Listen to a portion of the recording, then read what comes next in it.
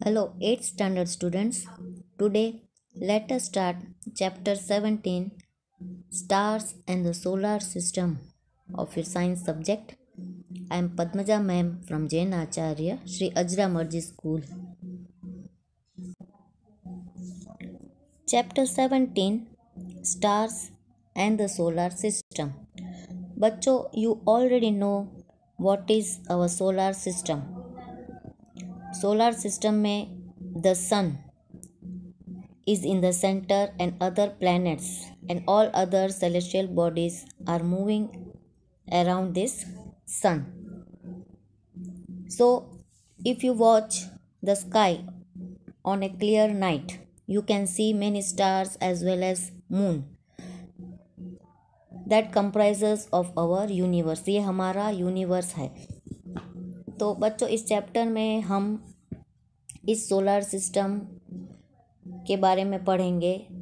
इसमें जो जो सेलेस्टियल बॉडीज़ है दूसरी, जैसे मून, स्टार्स, सन और दूसरे प्लैनेट्स के बारे में पढ़ेंगे. So let us start this chapter. Children, the stars, the planets, the sun, the natural satellites जैसे moon, the comets, the asteroids, the meteorites and many other objects in the sky are called celestial objects. ये आकाश या universe में घूमते रहते हैं, इसलिए इसको हम सेलेस्टियल ऑब्जेक्ट्स कहते हैं. इस सेलेस्टियल ऑब्जेक्ट्स में सबसे पहले हम मून के बारे में पढ़ेंगे. सो the moon is the nearest celestial object of the earth. सबसे नज़दीक में जो सेलेस्टियल ऑब्जेक्ट है वो मून है. ये अर्थ का नेचुरल सैटेलाइट है. मून की खुद की लाइट नहीं होती है, but the sunlight which is falling on this moon is reflected towards us. इसलिए हमें जो मून दिखता है वो बहुत ब्राइट दिखता है. मून का शेप रोज चेंज होता है. The whole disc of the moon is visible on the full moon day. पूनम के दिन ये हमें गोल या पूरा इसका जो होल डिस्क है वो दिखता है. And every night the size of the moon appears to become smaller. On the new moon day यानी अमावस के दिन it is not visible. Thereafter every night the size of the bright part of the moon increases. अमावस के बाद फिर से ये मून का जो साइज़ है, उसके ब्राइट पार्ट का जो साइज़ है वो इंक्रीज़ होने लगता है जब तक फुल मून डे फिर से नहीं आता है. तो 15 दिन हम पूनम देखते हैं और फिर पूनम का चांद फुल मून पर देखते हैं. उसके बाद 15 दिन अमावस शुरू हो जाती है और अमावस का दिन आखिरी में न्यू मून डे की तरह आता है, जिसको हम न्यू मून डे कहते हैं. So the various shapes of the bright part of the moon as seen during a month are called the phases of moon. ये फेसेस ऑफ मून, इसको हम फेसेस ऑफ मून कहेंगे.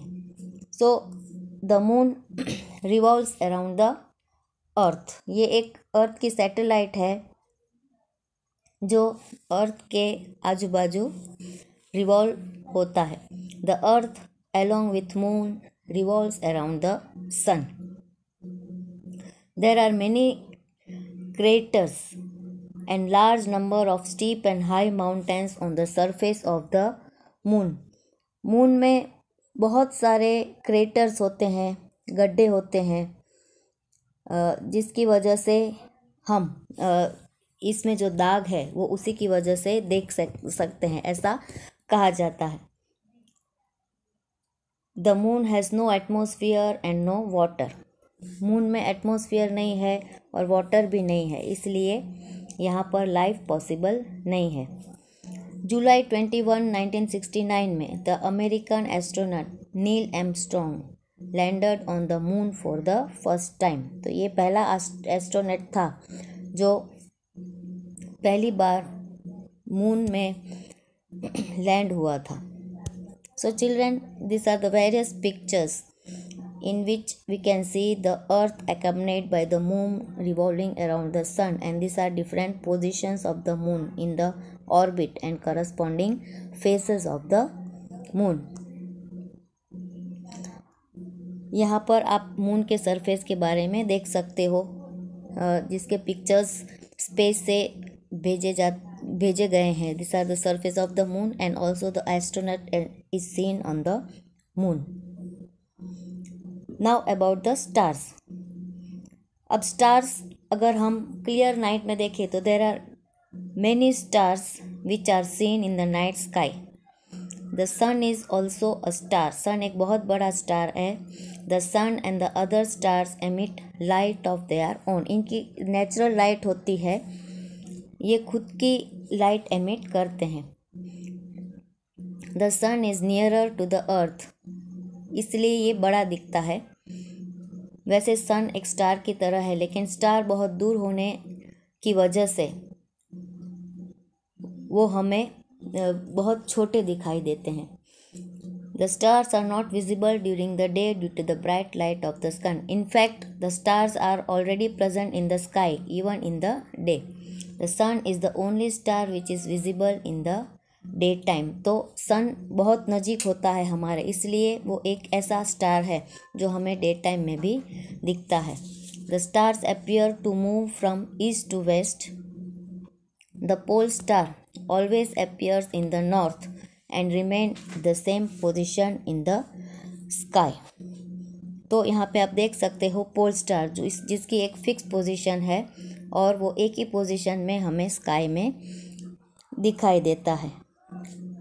अब 17.3 में हम constellations के बारे में पढ़ेंगे. Constellation is nothing but a group of star जो अलग अलग शेप में दिखाई देते हैं. So they have recognisable shape like and they are given the name like Ursa Major, that Saptarishi, Orion, Cassiopeia and Leo.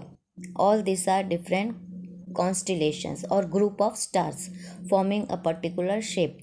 There are 7 prominent stars in the Ursa Major and 5 prominent stars in the Cassiopeia constellation. ये अलग अलग type के constellation यहाँ पर दिखाई दे रहे हैं. जैसे dipper use for drinking water in ancient time, इसलिए इसको बिग डिपर कहते हैं. यहाँ पर Orion, Cassiopeia, Leo Major and Great Bear, this are different shape of the star which are given the name and they form a particular shape. Now if you want to locate the pole star, वो Ursa Major के करीब ही होता है और इस तरह से जहाँ पर पोल स्टार होता है उसके आजू बाजू ही उर्सा मेजर हमें नज़र आता है. You can see in figure 17.14.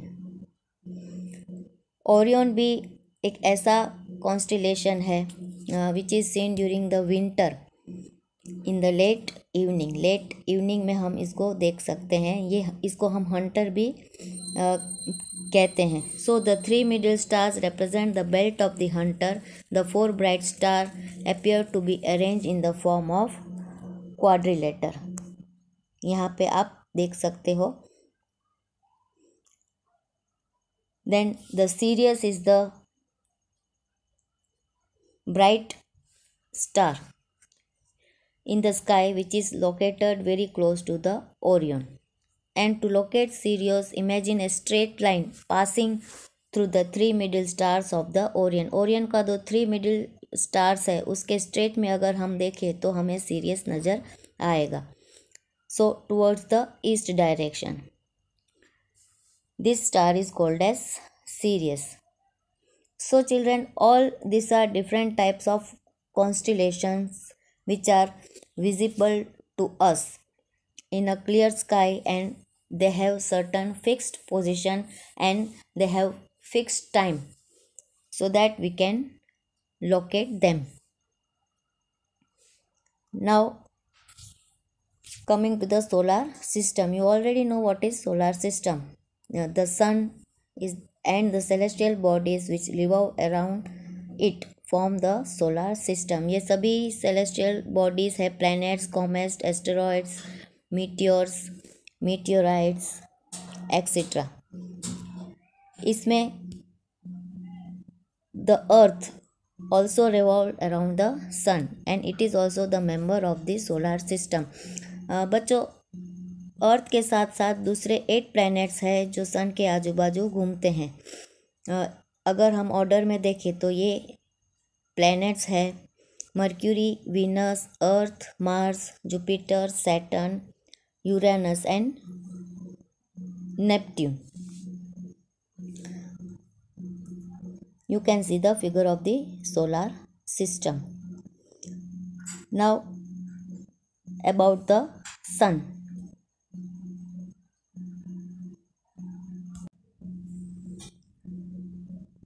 So in our part 2, let us study about the sun. The sun is the nearest star from us। सबसे नज़दीक का स्टार है और कंटिन्यूस इसमें से लाइट एमिट होती है। Huge amount of heat is also emitted from this sun।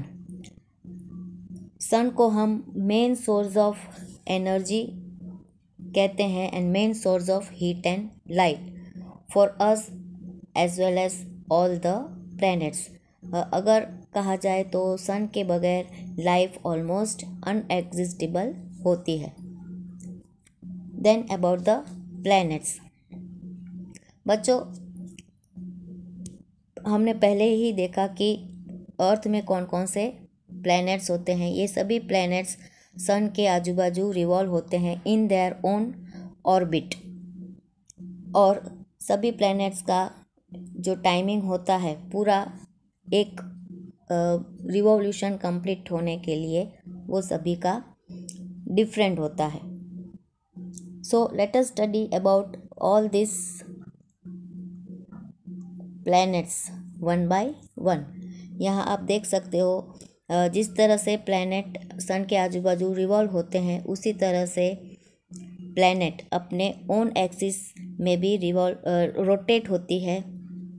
जैसे कि ये टॉप रोटेट हो रहा है और यहाँ पर प्लैनेट्स किस तरह से अपने ऑर्बिट में घूमते हैं उसका एक एग्जाम्पल दिखाया गया है। और अर्थ की एक सैटेलाइट है जिसको हम कहेंगे moon. Moon is the only satellite of the earth. उसी तरह सभी प्लैनेट के अलग अलग सैटेलाइट्स होती है और किसी प्लैनेट की सैटेलाइट्स होती ही नहीं है। So in our next session we will see about various planets.